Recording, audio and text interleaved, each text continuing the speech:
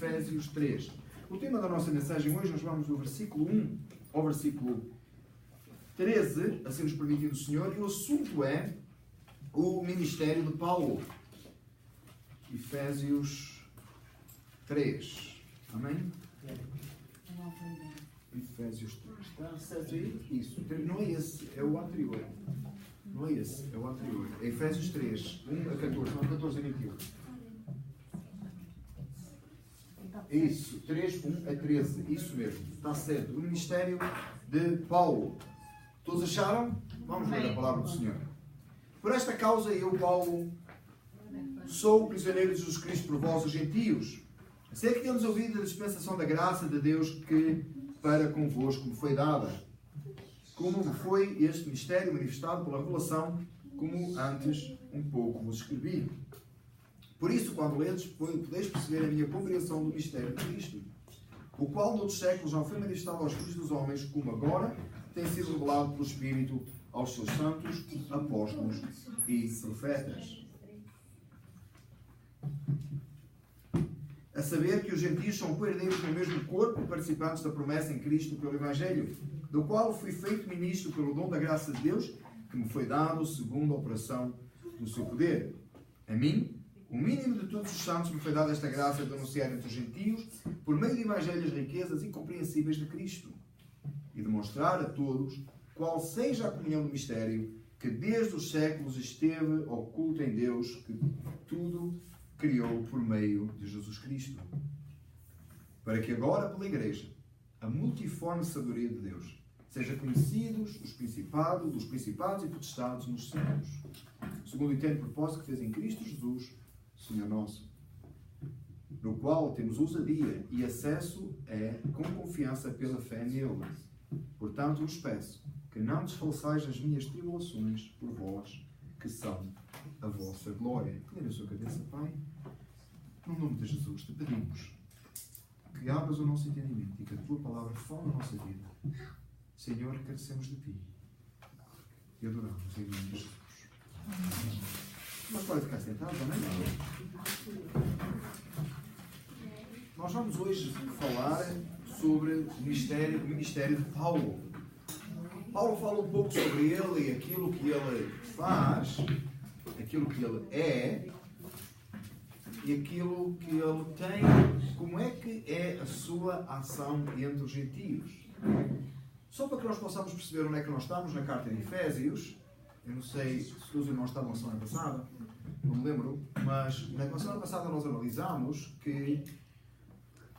está muito calor, está muito calor aqui na sala. Na semana passada nós analisámos...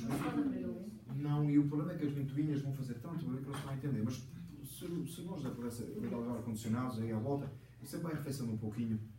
De repente ficou muito úmido aqui dentro, ficou? Amém. Então, quando nós a semana passada analisámos, irmãos, e falámos dos dois povos, fez um, e falámos da igreja, dos judeus e gentios, aquilo que em Cristo Jesus aconteceu. Não recordam-se disso? Nós falámos da salvação, né? Que aconteceu da fusão dos dois povos num, e dissemos que esse povo é a igreja, aqueles que são chamados, e que não há salvação fora de Cristo. Amém? E os que estão em Cristo Jesus estão na igreja. Era para ligar os ar-condicionados, não era para partir da igreja, não é? Era logo os 10 e 4. Eu brincar. Amém. Olha, se você entender comigo ao versículo 1, e o Pedro vai pôr o próximo slide, Paulo agora avança no assunto e vai falar do ministério dele, mas não vai deixar de falar do assunto que vinha a falar antes, em relação aos judeus e aos gentios e dos dois povos ser a igreja. E no primeiro versículo você encontra assim: por esta causa sou o prisioneiro de Jesus Cristo por vós, os gentios. Paulo vai apresentar neste contexto, e falando aos gentios, à igreja de Éfeso, ele vai apresentar que ele é prisioneiro de Jesus Cristo e a causa é o Evangelho entre os gentios. Ele apresenta com isso ele apresenta um forte argumento e mostra a importância que os gentios têm, a importância que o Evangelho tem e a importância que o Evangelho entre os gentios tem, em que levou ele próprio a ser preso. Você lembra de um texto que nós estudámos aqui há uns tempos atrás, em Gálatas, que Paulo diz que traz sobre ele as marcas do Evangelho, e nós falámos que possivelmente as marcas do Evangelho seria literalmente cicatrizes. Nós falámos sobre isso há uns tempos atrás, talvez os irmãos não se lembram, mas nós falámos disso quando estudamos a carta aos Gálatas. Possivelmente seria chicoteadas e cicatrizes e marcas que ele tinha nele, de que ele realmente era um apóstolo, ele usava isso como as marcas do Evangelho. Irmãos, nós hoje estamos moles demais no Evangelho. Se alguém nos dar assim, dê-me uma marca de que o Evangelho é importante para si.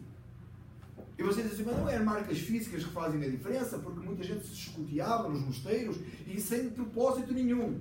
E se flagelava a eles próprios e não tem salvação nisso. É claro que não, irmãos. Não é porque você você cortou um dedo que significa que você tem uma marca do Evangelho. Mas também, por outro lado, nós estamos demasiado bons, não estamos, irmãos?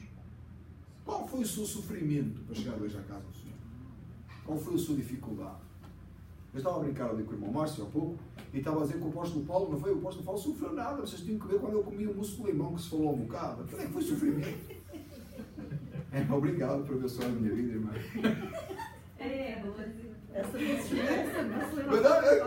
Você percebe que fez aquilo? Eu disse assim ao irmão Márcio, o apóstolo Paulo sofreu nada, nunca comia um mousse de limão daqueles, irmãos. Que é isso? Não, você está a brincar, não é? Você faz assim uma brincadeira, não é, irmãos? Mas na verdade, que sofrimento nós tivemos a vir para o culto? Que grande dificuldade você passou para estar na casa do Senhor? Às vezes o ar-condicionado não funciona no carro. O ar-condicionado pode não funcionar no carro, a gente acha que é uma dificuldade, não é? Você não fica impressionado quando você chega assim, vê o fulano pregar no congresso e diz, foi uma dificuldade, o voo atrasou uma hora, mas veio de primeira classe, gente. É claro que a gente se eu sei. E nós, que dificuldade nós temos, que marca nós temos. Paulo apresenta, eu estou prisioneiro de Jesus Cristo por vós, a causa do... Ele não está com isto a lavar a cara aos gentios e a mostrar, pode ver o que acontece. Não. Ele está a mostrar o valor do Evangelho e nós hoje temos muita dificuldade em apresentar em termos concretos qual é o valor do Evangelho para nós. Porque estamos numa sala, confortavelmente, sentados umas cadeiras confortáveis. Lembra que a gente até queixava que as cadeiras vermelhas eram muito duras? Esta sala era conhecida pela sala das cadeiras vermelhas, porque os mais antigos lembram-se disso, não é? Depois veio as cadeiras azuis que nos foram oferecidas, e hoje são confortáveis, não é? Quase que dá para dormir. Eram melhor as cadeiras vermelhas, que eram duras. Mas hoje tudo é assim, irmãos, e nós temos muita dificuldade em preservar e mostrar, até para nós próprios, olharmos e dizermos assim, o que é que eu passo pela causa do Evangelho? Quais as consequências que o Evangelho tem? A igreja do primeiro século era muito mais vitoriosa, não é, irmãos? As dificuldades eram bem maiores. A reforma custou a vida e o sangue de muita gente. A causa era maior, o impacto era maior. A igreja hoje faz pouca diferença no mundo, irmãos. Porque nós não temos em nós grandes marcas de grandes coisas que nós gostamos ou perdemos pela causa do Evangelho. Paulo mostra aqui claramente o valor que o Evangelho tem. Mas nós precisamos pensar nisto, refletir sobre isto. Por um lado, devemos dar graças a Deus porque nós não temos passado por grandes dificuldades pela causa do Evangelho.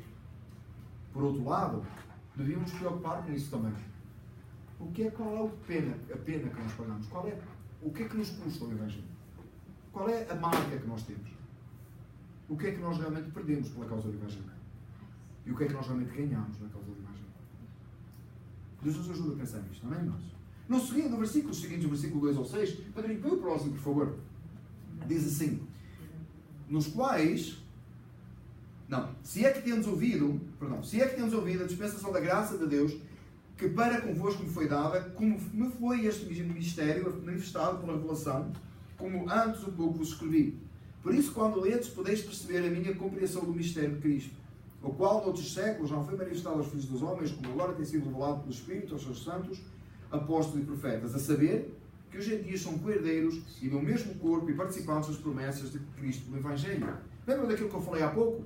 Que Paulo anteriormente, na semana passada, falava dos judeus e dos gentios. Eu volto a falar aqui da questão de que são um só, os gentios são coerdeiros e do mesmo corpo e participantes de Cristo, em Cristo, pelo Evangelho.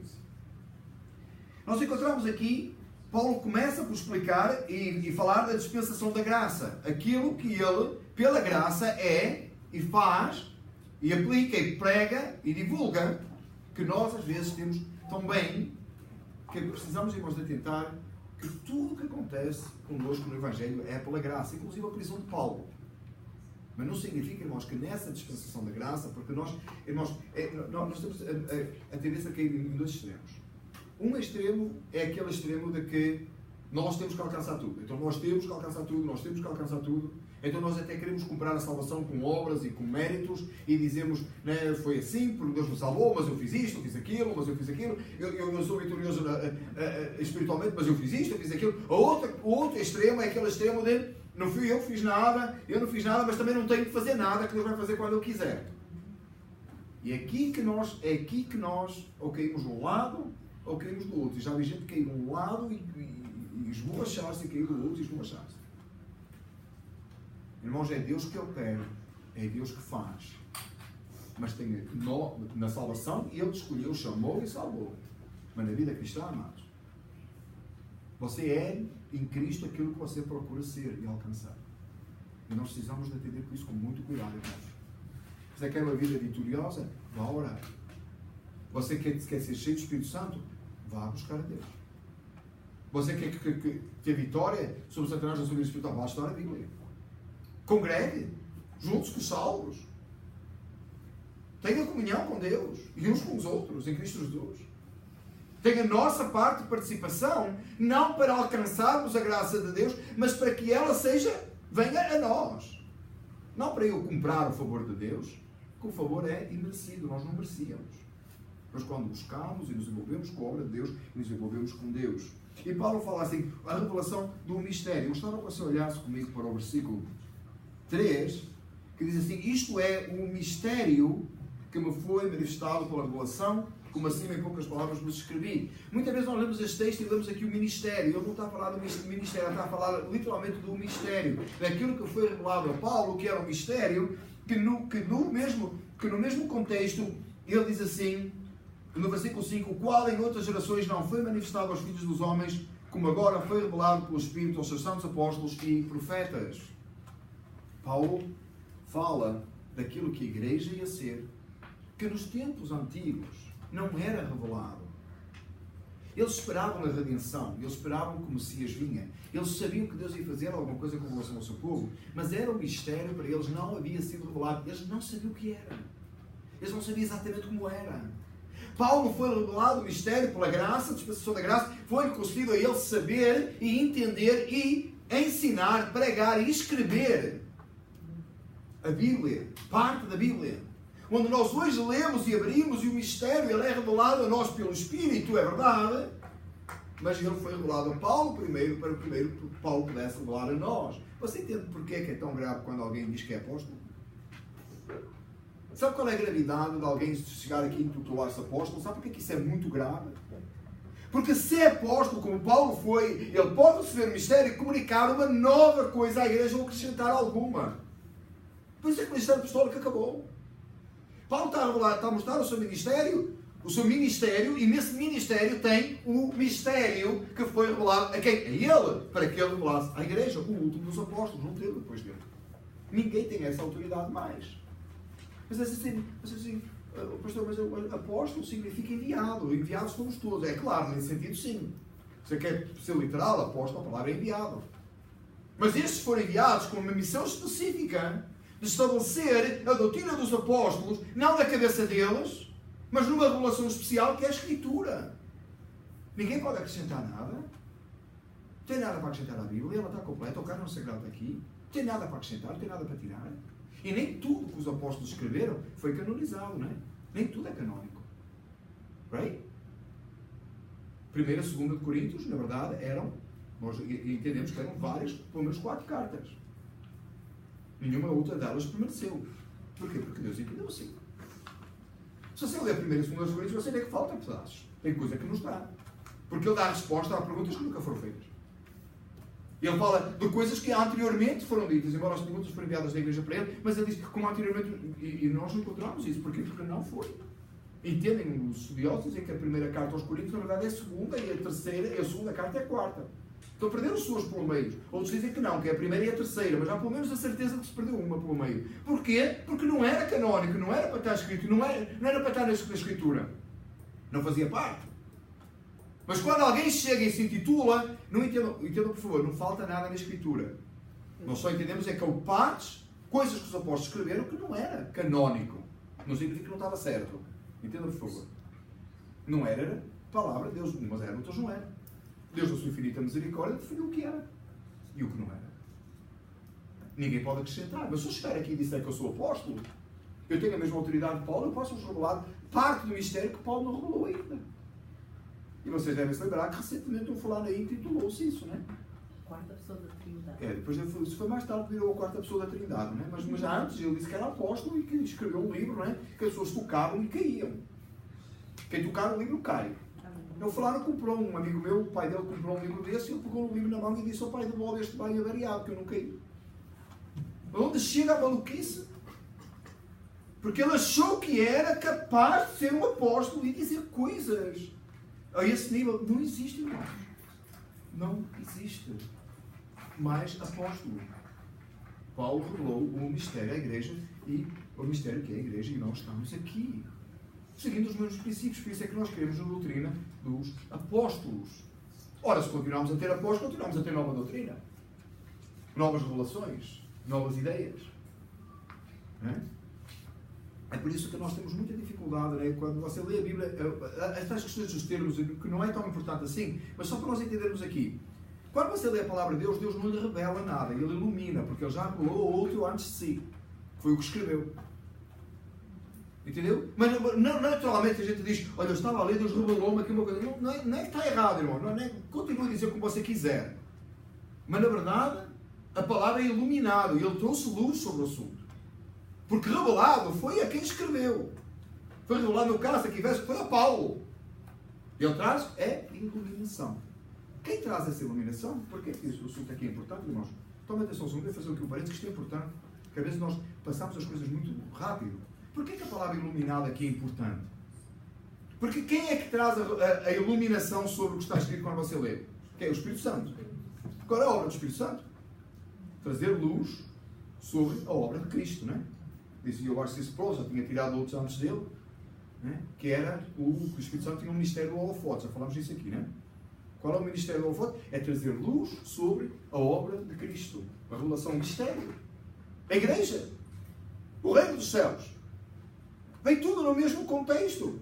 E qual é a obra do Espírito Santo? É convencer do pecado, da justiça e do juízo, não é? É trazer-nos, fazer-nos entender Cristo, fazer-nos crer, regenerar-nos, dar-nos uma nova vida. Não é isso a obra do Espírito Santo? Essa é a iluminação. Ele não está a fazer nada de novo, ele está a fazer a mesma coisa de sempre. Mas trazendo luz para nós, novo. Trazendo uma iluminação. Tá? Uma vez nós trouxemos para aqui um holofote, pusemos aqui, não sei se pusemos mesmo uma cruz ou uma coisa aqui, acho que um vaso, e explicámos isso, não é? A obra do Espírito Santo é trazer luz. Ora, se ele traz luz, se ele ilumina, quando você lê o texto, não lhe é revelado, ele é iluminado. Por isso é que quando a gente tem assim, está a ler um texto bíblico e dá assim uma ideia, uma coisa assim, nova, tá? Às vezes acontece. Às vezes eu estou a preparar um sermão e olho assim e digo, uma ideia nova. Deus deu. A primeira coisa que eu vou fazer é confirmar se alguém antes de mim pregou a mesma coisa. Se nunca ninguém pregou a mesma coisa, então eu estou enganado. Porque Deus não esperou que eu nascesse para me revelar uma coisa nova. Deus não esperou por 1976, para me revelar coisa nenhuma nova. Porque eu não sou especial. Se eu pregar uma coisa e ninguém na linha do tempo, até os apóstolos, pregam a mesma coisa, estou errado. Porque Deus não esperou para eu nascer para me dizer uma coisa nova. Às vezes há umas ideias, não é? Uma vez ouvi uma pessoa disse, descobriu porque é que o fio de escarlata foi posto lá pela prostituta lá no muro de Jericó. Descobriu porque é que era vermelho. Descobriu. Não, sabe porque é que era vermelho? Porque era o que ela tinha à mão e via-se melhor, não é? Não tem nada especial. A pessoa descobriu o que é que era. Aí faz uma teoria, não é? Davi foi nós devem ter ouvido esta, né? Davi foi lá ao Ribeiro e pegou em 5 pedrinhas. Porquê 5? Irmãos, porque foi o que coube na mão, irmão, que era especial isso. Cada uma delas é uma coisa. Uma significa não sei o quê, outra não sei o quê. Deu pregação que virou um mundo, irmãos. Essa história das pedrinhas que Davi escolheu lá. E depois Davi pegou na pedrinha que era a da fé. Aí pôs na funda, acertou com a fé. Olha, irmãos, sério, gente, não fala nada disso, não tem nada de revelação especial, amados. Nunca ninguém pregou essa besteira. A gente somos tão invento de história. Irmãos, a sério, se Deus iluminou assim, já iluminou antes de dizer, você não é tão especial assim. Não é. Não é. Deus não esperou que você nascesse para fazer uma coisa nova. Ele já revelou um mistério. E a pessoa que recebeu mais desse mistério foi o apóstolo Paulo. Que era o que se considerava o pior dos apóstolos, o último dos apóstolos, o pior dos predicadores. O abortivo que teve em prisão pela causa do Evangelho. O apóstolo Paulo, a ideia que a gente tem do apóstolo Paulo, pela sua importância, que o apóstolo Paulo chegaria aqui e a gente ficaria de pé para receber aquela coisa toda. Irmãos, teve sítio onde a igreja rejeitou o apóstolo Paulo, inclusive em Jerusalém, numa época. Depois não. Às vezes a gente pensa no apóstolo Paulo assim, com grandes multidões. Não pensa no apóstolo Paulo lá preso, né? Recebendo chicoteadas, essas coisas todas, mas parece que o que mais marca o ministério dele. Mas às vezes a gente, enquanto estou falando assim, e diz: preguei para 3.000 pessoas, preguei para 5.000 pessoas. Você nunca viu o apóstolo Paulo falar nada disso. Fala de coisas mais simples. Essa ideia que a gente tem, né? Pregou no congresso, não sei onde. Acho muito piada agora, pastor e conferencista. Pregou nos Gideões. Mas a coisa mais ridícula é o fulano apresentar-se como pregou nos Gideões. Você sabe que paga-se para pregar nos Gideões? E bem? O fulano para pregar nos Gideões tem que dar, não paga, dá uma oferta. Se dá uma boa oferta, vai pregar nos Gideões. Irmão, nem que me pagasse eu pregava nos Gideões. E vai ver o que esse cara fala. É a cada besteira que sai lá. Eles têm todos serem inovadores.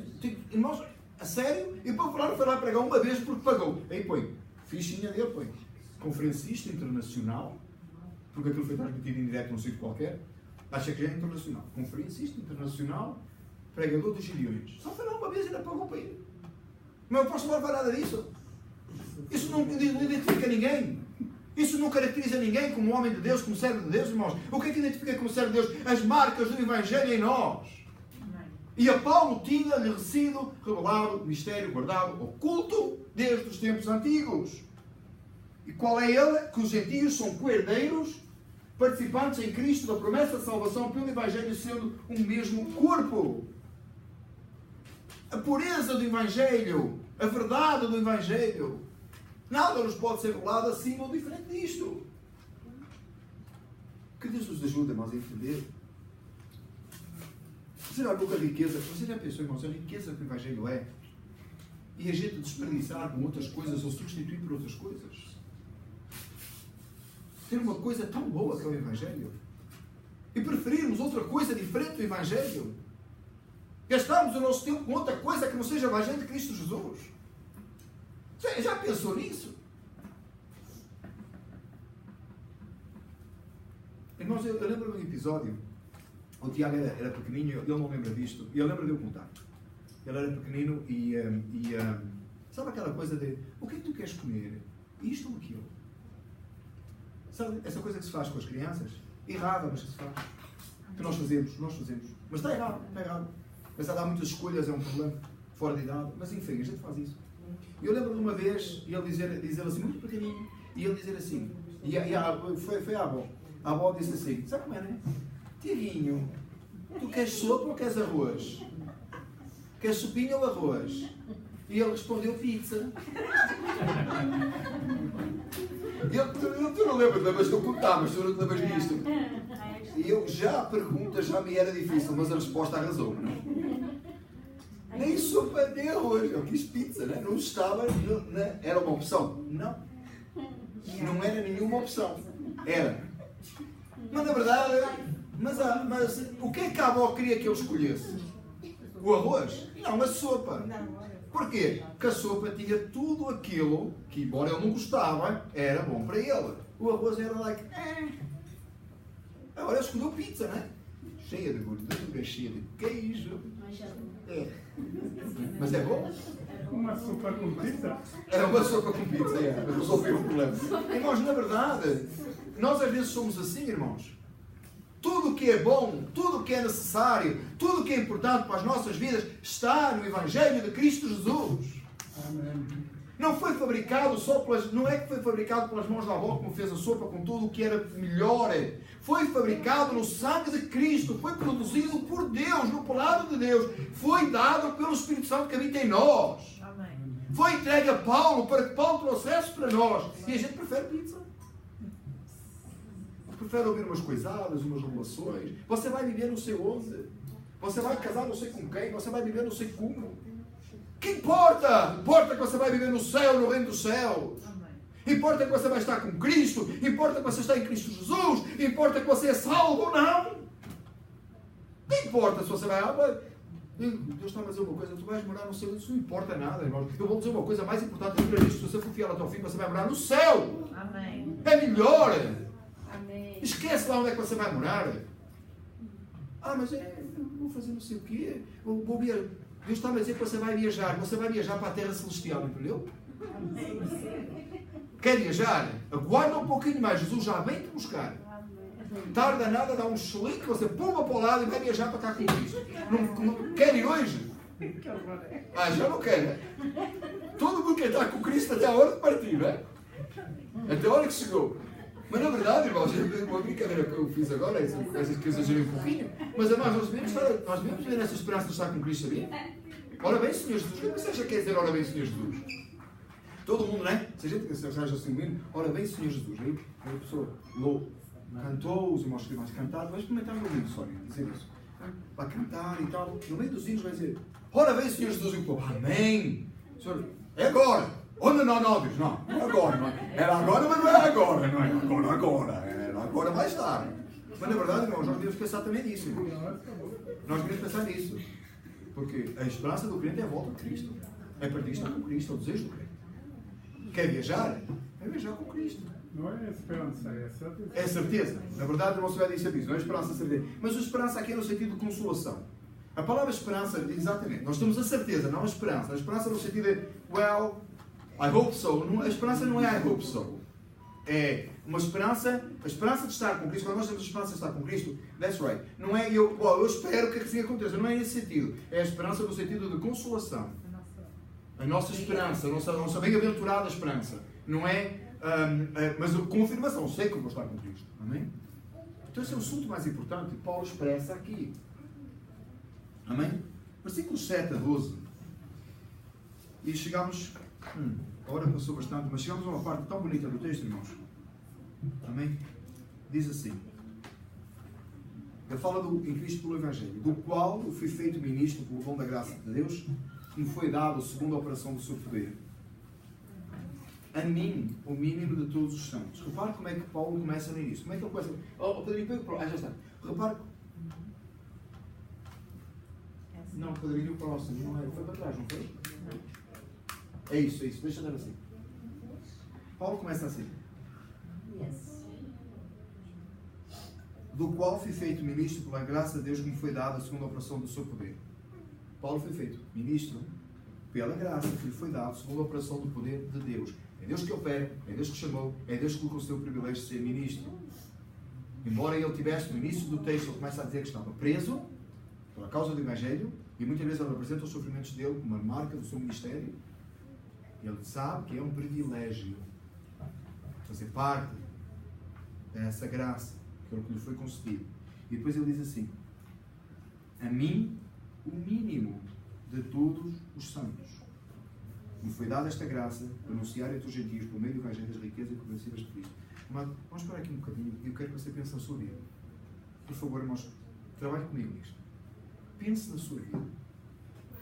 Embora você não é Paulo, embora você não é um apóstolo, você pode, deve, foi-nos incumbida a tarefa de sermos ministros de Cristo, no sentido de que ministramos, ensinamos, divulgamos a palavra do Senhor a outros.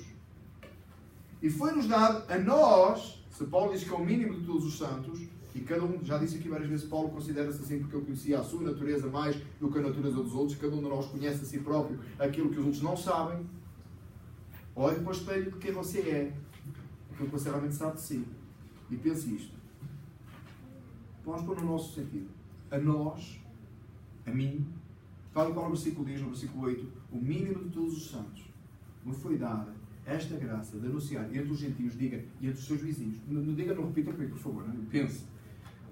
Entre os seus vizinhos, os seus parentes, os seus amigos, os seus colegas de trabalho. Por meio do Evangelho, as riquezas incompreensíveis de Cristo. Você tem em si a capacidade que Deus lhe deu pela graça para você abrir a sua boca e falar o que é mais especial, mais precioso que existe, não porque você ouviu falar, mas porque você tem experimentado Cristo. Melhor do que você falar daquilo que você vive, só Jesus podia. Porque você fala do que você vive, você fala do que você conhece. Você está comigo? Uma vez, há muitos anos atrás, irmãos, eu vi um filme, eu nunca mais me esqueci disto porque eu apliquei isto assim. Não me lembro nem do filme direito, mas lembro de uma parte do filme. O fulano nunca tinha bebido café. Nunca tinha bebido café. Bebia que pessoa desatualizada, não é? Nunca tinha bebido café. E chegou num local, porque viveu num sítio, foi criado de uma maneira especial. E chegou num local e alguém ofereceu café. Ele olhou para o café e disse: tudo como é que o café era feito, ele sabia tudo sobre o café, mas nunca tinha experimentado. Na hora que ele experimentou o café, pensou: uau! Bebeu tanto café, ficou elétrico, não é? Não me lembro bem direito depois o que aconteceu com o filme, mas lembrei-me disso. Eu lembro-me disso muitas vezes, irmãos. Às vezes, você pode conhecer tudo do Evangelho, você pode ser o melhor teólogo, você pode conhecer a melhor parte das Escrituras. Quando você fala de Cristo, alguém, não é um conhecimento teórico, é uma vivência. É muito mais do que isso. É claro que é preciso o conhecimento bíblico, a explanação do Evangelho é necessário você conhecer as Escrituras, estude. Eu estou sempre a recomendar livros, não é? O livro 2 que eu recomendei, não sei quantos viram, A Videira e a Treliça. Você, obreiro da casa do Senhor, tem que ler A Videira e a Treliça. Antes de quarta-feira, não. Tem que ler. Leia A Videira e a Treliça. Está no Facebook. Quem leu já? Você já leu? Alguém mais já leu A Videira e a Treliça? Não?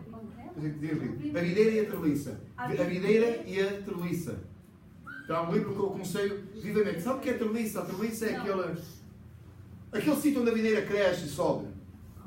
Mais ou menos. Mal explicado. Tem que ler A Videira e a Treliça. Tá? É português ou inglês? Tem, não, eu falei em português, não é? A Videira e a Treliça. E em inglês eu não sei o nome. Você tem que ler esse livro, irmãos. Eu pus no Facebook, eu recomendei. E está a informação no Amazon. Irmãos, eu tenho aí um exemplar, eu posso emprestar. Irmãos, estude. Não se canse de estudar. De ler, de aprender. Irmãos, faça a sua estratégia de como explanar o Evangelho de alguém. Arranje um método. Outro dia, quando estávamos no Nova Frontier com os meus filhos, estava lá um irmão nosso que, ao frente e para trás, e queria-me dizer uma coisa. Né? Ele chegou a minha vez e disse assim: eu descobri uma maneira, da maneira que ele disse assim, eu pensei assim: uou, o que é que vem aí? Ele disse assim: eu descobri uma maneira como apresentar o Evangelho, como pregar o Evangelho. Eu disse: bom, coisa nova. Aí ele chegou a mim e ele disse: posso contar? Posso. Ele fez conta que eu era um descrente e eu não me lembro agora como é que ele fez. Ele arranjou um conjunto de palavras para apresentar Cristo. And that was awesome. Uma estratégia que ele arranjou. Eu não me lembro agora o que é que ele iniciava, tipo o Evangelho explosivo, alguma coisa assim. Ele iniciava com, não me lembro o que era, uma coisa que todo mundo era comum a toda a gente, para depois, wow, that was pretty good. So, that was good.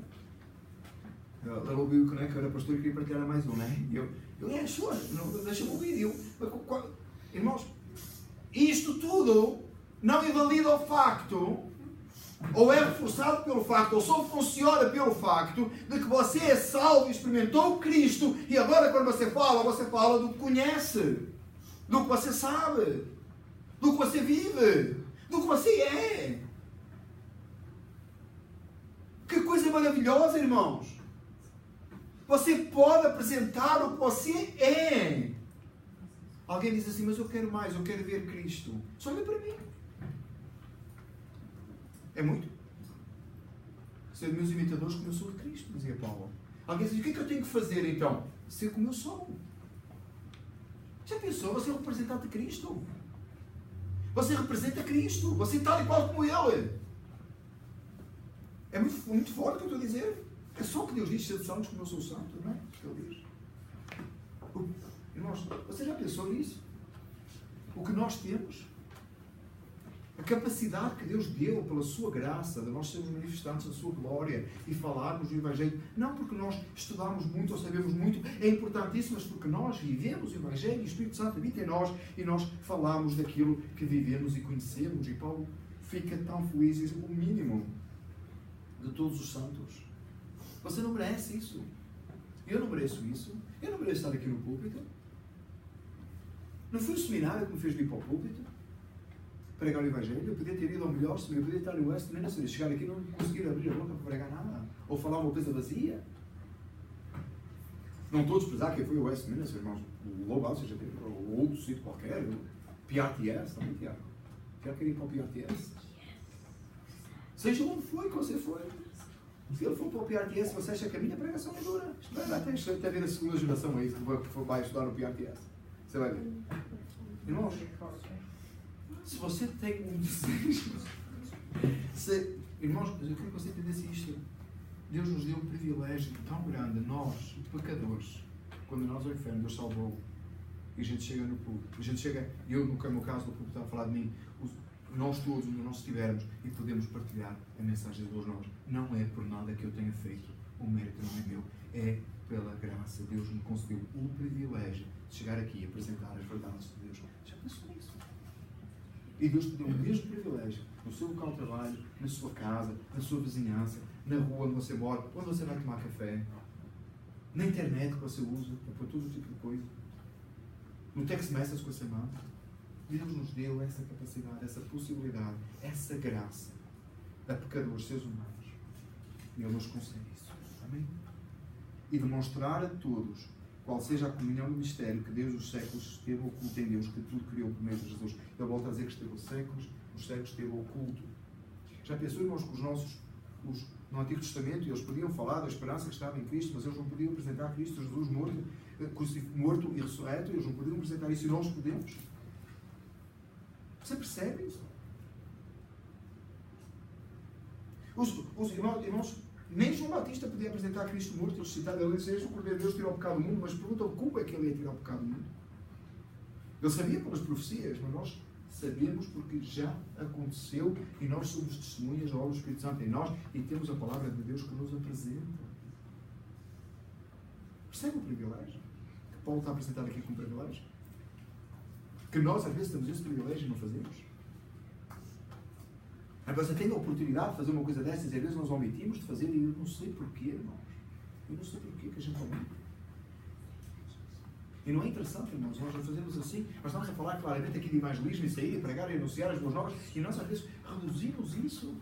E não fazemos isso e não anunciamos e depois a gente ainda faz a oração assim do género: Senhor, salva almas. E Deus responde: posso contar contigo? Eu dei-te o privilégio de o fazeres e de anunciar, está calado aí, está, Deus salva almas? Espera que aconteça como? Se Deus salva os meus parentes, você prega para eles? Você vai falar mais.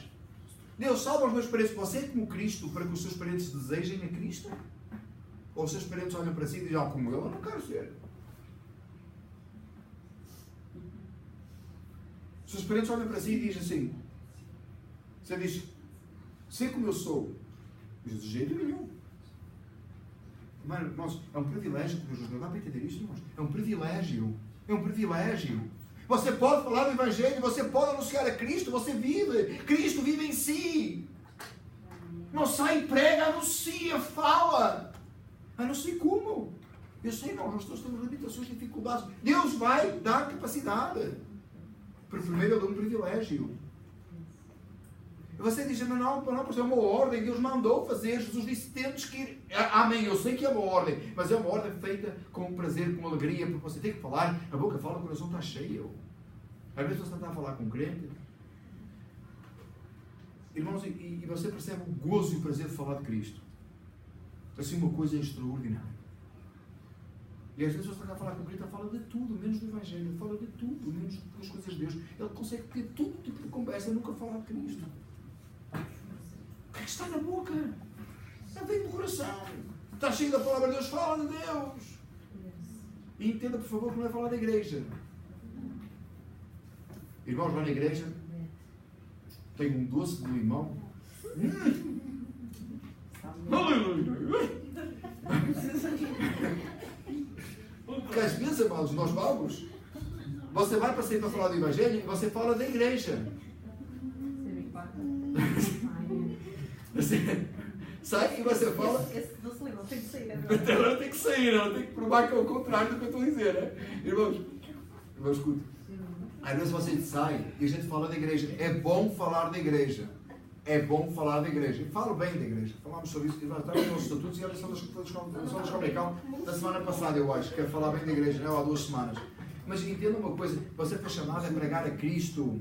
É Cristo crucificado. Você foi chamado pela graça de Deus, pelo seu privilégio de anunciar as grandezas de Deus, as riquezas de Deus. Não é só a igreja que você congrega. É o que a igreja significa, o que a igreja é. Fala que Deus habita no nosso meio. Fala da glória do Senhor aqui.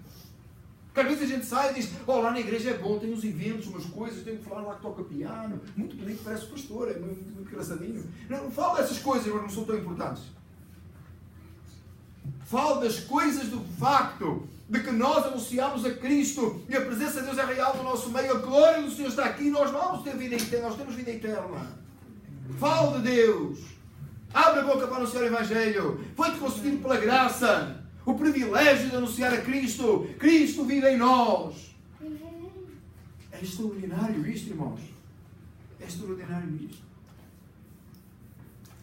Bom, a gente tem que avançar, não é?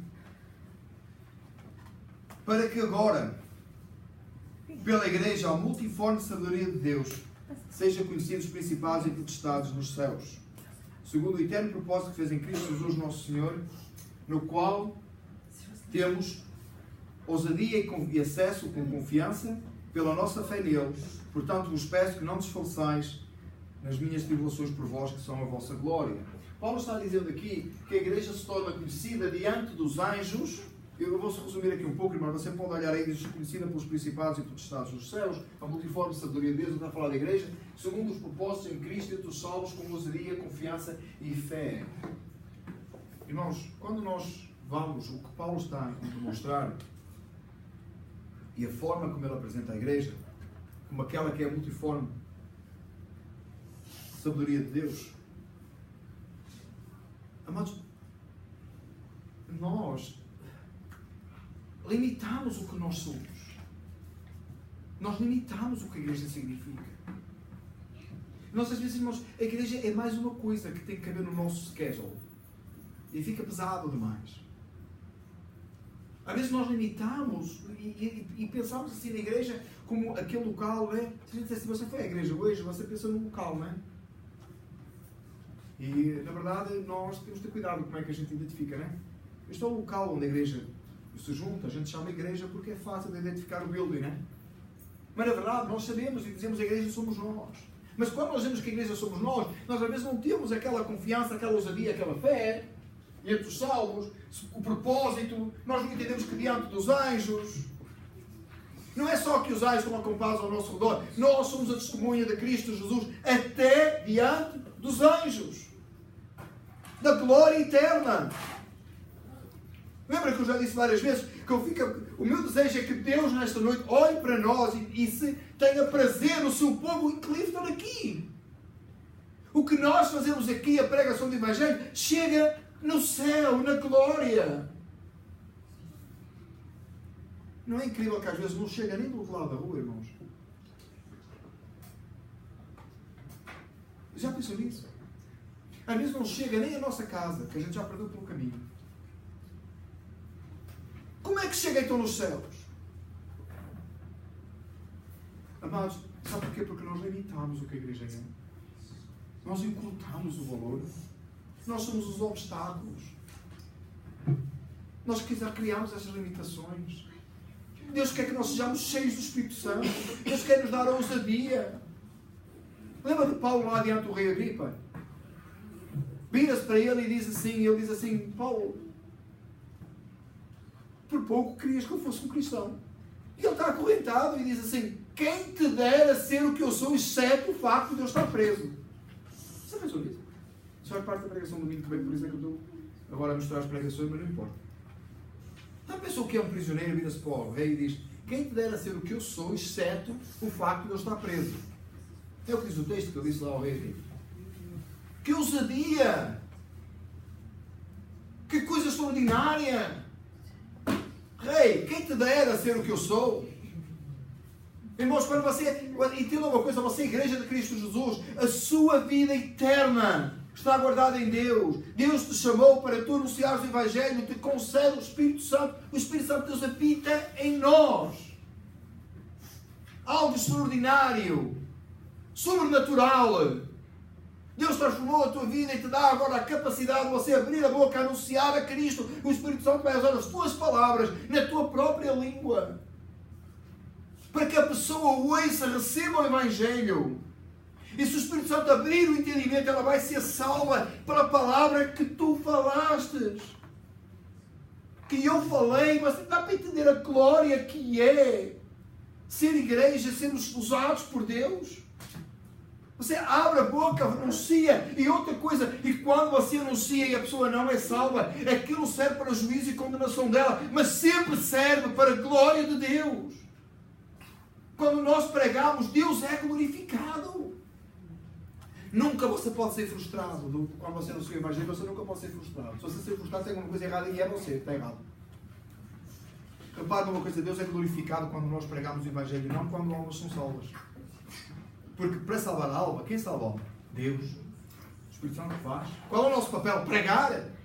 Quando você vai, você prega. Quando você vai dar o folheto, quando você vai evangelizar alguém, Deus está a ser glorificado. Você está cumprindo a sua missão. Você sabe que aquilo chegou como testemunho diante dos céus da glória. Diante dos anjos, diante do mundo e diante da igreja. Deus é glorificado. Você pode glorificar a Deus.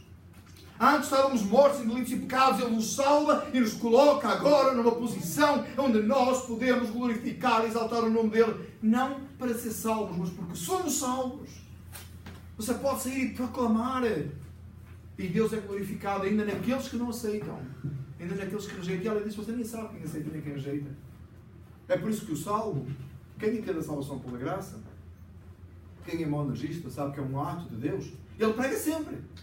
Ele só está bem a pregar. Porquê? Porque ele sabe que Deus é glorificado na pregação, regardless do que vai acontecer. Não importa. Ele não depende dos resultados. Você nunca vai encontrar um monergista, alguém que quer a salvação pela graça, como um ato soberano de Deus, chegar na igreja e dizer assim, eu trouxe aquele, eu trouxe o outro, eu trouxe o outro, eu trouxe o outro, porque ele sabe que todos foram trazidos por Deus. A preocupação dele é pregar e anunciar. A preocupação dele é falar. Ele não fica preocupado se ele está a falar a chineses e os chineses vão vir para aqui ouvir o culto. Ele não está preocupado se ele pregou americanos e ninguém foi salvo por aqui e foi encher outra igreja. Ele não se preocupa com isso. Ele preocupa-se em anunciar o reino dos céus e a glória do Senhor. Porque Deus é glorificado na pregação da sua palavra. E Ele nos deu a capacidade de o fazermos. Você não tinha. Pense que é uma obrigação. Sim, não estou a tirar aqui que não há mandamento. Mas pense no privilégio que é ser cheio do Espírito Santo, poder falar das grandezas de Deus. Então Paulo termina assim. Próximo por favor, é Pedro. E ele diz assim, ele pede uma coisa, pedido do ministro. Portanto, vos peço que não desfaleçais as minhas tribulações por vós, que são a vossa glória. Paulo começa por dizer que está preso, certo? Versículo 1. Depois ele começa a descrever a grandeza e glória do ministério. Ele fala da revelação e no final ele diz, então, escuta, não é para vocês desfalecerem. Não desfaleçais, não desfaleçam das tribulações de Paulo por eles. Antes, pelo contrário, elas são a glória de Deus. As tribulações de Paulo é a glória dos Efésios gentios. Irmãos, você tem tribulação por pregar o Evangelho? Você tem dificuldade em pregar o Evangelho? Você tem luta para servir o Senhor? Você está lutando contra alguma coisa? Mesmo, de verdade, não é essas coisas pequenas, não? Vim para o culto, não deu nem para tomar café, mas tinha expresso na igreja. Não é isso. Coisa séria. Que elas sirvam para fortalecimento seu. Você se agarra a elas e diz, eu sei que eu sou salvo porque estou passando por dificuldade, mas eu estou fazendo a obra, me levanto todos os dias em nome de Jesus e faço aquilo que tenho para fazer. Por isso que a palavra do Senhor nos compara a soldados, não é? Rasteja na lama, no mato, no que fizer falta. Mas levanta e continua a combater. É assim que Deus nos chamou. Há uma coisa que não combina com crente. Mimimi. Sabe o que é mimimi? Irmãos, mas não sabe que é mimimi, os irmãos de Portugal têm que aprender. Porque os irmãos de Portugal não fazem mimimi, mentira. Faz muito até demais. Às vezes a gente fica. Tem aqui, isto aqui, da colar, tem um problema aqui. Cravou uma unha. Mas, diante da dimensão da glória dos céus, à igreja, Cristo Jesus morreu, pagou o preço pelos nossos pecados, colocou sobre ele a maldição que estava para ser posta sobre nós, nos dá a capacidade de falarmos da sua glória, da sua grandeza. E a gente fica com ninguém. Ai, tem não sei quanto, mas não sei o que. Sério, irmãos? Qual é o seu problema comparado com o de Paulo? Qual é o meu problema comparado com o Paulo? Qual é a nossa queixa comparado com o Paulo? Agora vamos estender um pouco mais. Afinal, a gente tem que ser à semelhança de quem? De Cristo? Qual é o nosso problema comparado com o de Cristo? Pendurado entre os céus e a terra, se tornando maldito o Santo de Deus. Deus Santo. Carregando sobre ele a ira dos pecados que estavam sobre nós. Pelo gozo que lhe estava proposto, suportou a afronta e a cruz. Qual é o nosso problema mesmo? Qual é a nossa dificuldade? Qual é a nossa dor? Que o Senhor nos capacite. Que o Senhor abra o nosso entendimento. E que nós possamos arregaçar as mãos e, como obreiros do Senhor, chamados para a salvação, sair a fazer a obra do Senhor e proclamar Cristo Jesus e viver uma vida santa e correta diante de Deus, que ela possa ser manifesta por nós. Que nos importemos com as coisas espirituais e deixemos de lado o que não presta. Padrinho, põe o resumo, por favor. Paulo expõe neste capítulo o seu ministério, começando e terminando com as prisões e tribulações pelos Efésios na causa do Evangelho, as quais não devem colaborar para que desfaleçam, muito pelo contrário. Aliás, ele se sente privilegiado pela graça que Deus lhe concedia ao se tornar ministro do Evangelho e poder revelar o mistério que havia sido guardado desde os tempos antigos e que agora é demonstrado na Igreja. E isto é com cada um de nós. A minha oração, irmãos, é que Deus possa realmente nos fortalecer nesta noite. E possa ter abalado com as nossas vidas. Todos nós, eu, todos nós. E nós possamos sair deste lugar encorajados para fazermos a obra do Senhor e proclamarmos Cristo Jesus. Como ministros do Evangelho, valentes e corajosos. Porque o Espírito Santo nos capacita, nos fortalece. Agarre-se a Deus. Clame e diga: Deus, fortalece-me e faz de mim um Paulo. Não no sentido do revelar mistério, apóstolo, mas no sentido de um guerreiro que luta as batalhas do Senhor, que é vitorioso em Cristo Jesus. Deus quer fazer em nós aqui exatamente o que Ele fez no primeiro século, porque é uma só igreja, é um só Senhor, um só batismo, uma só fé. Não tem aqui ninguém especial, mas também lá não tinha. Mas o que tinha lá de especial tem aqui. O mesmo Espírito foi dado à igreja. O Espírito de Deus está entre nós. O Espírito Santo habita em nós. E Ele nos capacita. Que Ele possa nos fortalecer. Vamos lá. Pai, eis-nos diante de Ti, ó Deus. Te pedimos nesta noite que Tu nos capacites e Tu nos fortaleças e nos faças viver para Tu. Senhor, diante desta palavra, nos sentimos como Paulo, o último de todos os santos. Mas sabemos, ó Deus, que Tu nos podes capacitar e usar. Temos entendido, Senhor, que o mistério nos foi revelado, ou foi revelado a Paulo e iluminado a nós. Sabemos, ó Deus, e conhecemos a Tua palavra, a Tua verdade. Sabemos que Tu és Deus. Senhor, fortalece-nos e leva-nos, Pai. Com essa coragem, essa ousadia e essa determinação, anunciando a Ti. Senhor, que possa haver em nós marcas, ainda que sejam físicas, ou sentimentais, ou emocionais, ou sejam quais forem, mas que haja marcas em nós do valor do Evangelho. Ajuda-nos, ó Deus. Te bendizemos. No nome de Jesus. Amém.